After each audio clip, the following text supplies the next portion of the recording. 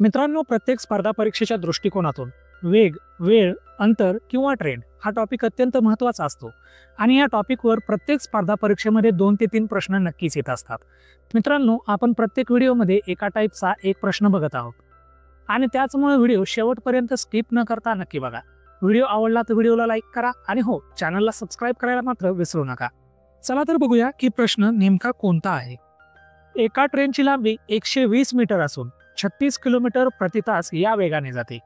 ती दुसऱ्या एका थांबलेल्या ट्रेनला 20 सेकंदात ओलांडते. तर त्या दुसऱ्या ट्रेनची लांबी किती? तर बघा मित्रांनो, या प्रश्नामध्ये आपल्याला एका ट्रेनची लांबी दिलेली आहे आणि त्या ट्रेनची स्पीड ही दिलेली आहे. परंतु दुसऱ्याच बाजूला एक ट्रेन थांबलेली आहे आणि त्या ट्रेनची सुद्धा काही ना काही लांबी असेल. पुढे आपल्याला 20 सेकंद हा वेळ दिलेला आहे आणि आपल्याला त्या दुसऱ्या थांबलेल्या ट्रेनची लांबी काढायची आहे असं सांगितलं आहे.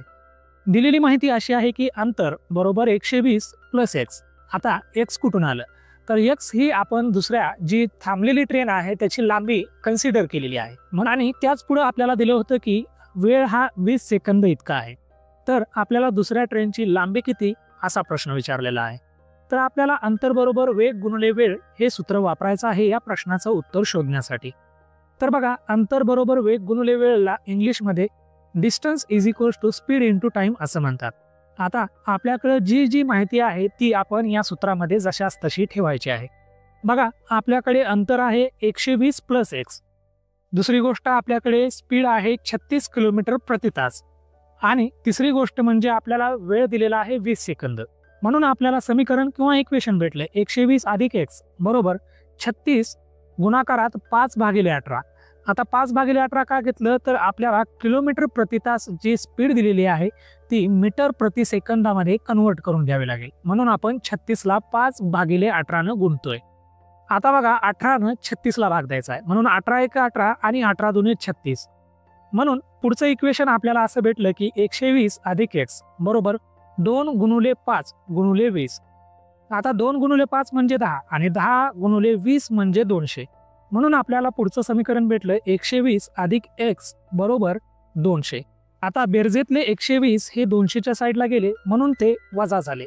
म्हणून समीकरण भेटलं x बरोबर 200 वजा 120. आता 200तून 120 वजा केले असता उत्तर येतं 80. म्हणून x ची किंमत ही 80 इतकी आहे. बघा, आपण कन्सिडर केलं होते की जी थांबलेली ट्रेन आहे तिची लांबी ही x असेल. मग आपल्याला आता x ची किंमत मिळालेली आहे, ती 80 मीटर इतकी आहे.